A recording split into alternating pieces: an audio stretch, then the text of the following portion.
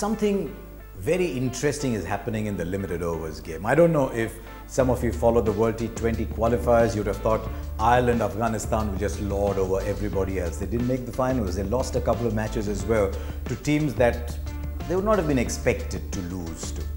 Then you've seen what's happening in Bangladesh. Pakistan went there, India went there, South Africa went there. The cynics will say they're playing at home, but no, they're not only are they winning, they're winning convincingly.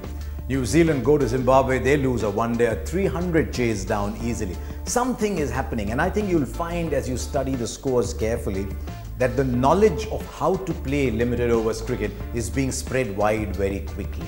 I don't know if it's because of the IPLs and the CPLs, I don't know if it's because the World Cups and all these teams come together, or it's just an appreciation of what is possible, greater self-confidence among an emerging crop of players, a general disdain for what were considered ungettable targets.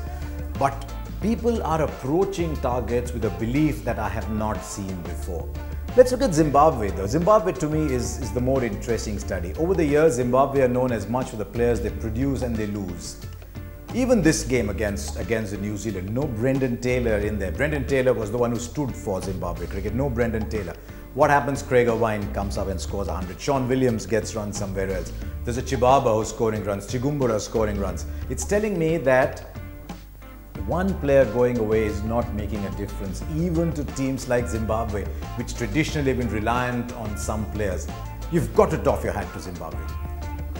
They have very few facilities, they get paid virtually nothing, the best players are leaving all the time, and yet they gather the courage, the intensity to go out and play cricket at that level. It's one of the amazing untold stories of our sport. And what about Bangladesh itself? Is there something in the economy that is producing a more confident batch of cricketers? Because when I was there and I saw them at the World Cup, the first thing that struck me was confidence. I know Shakib and Mushfiq have been around for a while, they're probably reaching the peak of their careers as players, but look at the younger players, and I was particularly amazed by their body language. You see Rubail and Taskil, they're coming up, they're looking the batsman in the eye. An earlier generation of cricketers from Bangladesh would never have done that. They were almost defeatist in their attitude.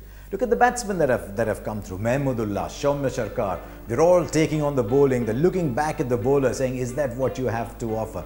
And to me, this is a very exciting trend. What it's telling me is that in the years coming up, in the next 2, 3, 4, 5 years, limited overs cricket, if anything, might become even more competitive. Certainly T20 will. I think the forthcoming T20 World Championship, World Cup will probably be the closest ever. But even in 50 overs cricket, especially when they're playing at home, but increasingly they'll do better as they travel, that games are becoming closer and closer together. Maybe we'll start resembling football at some point.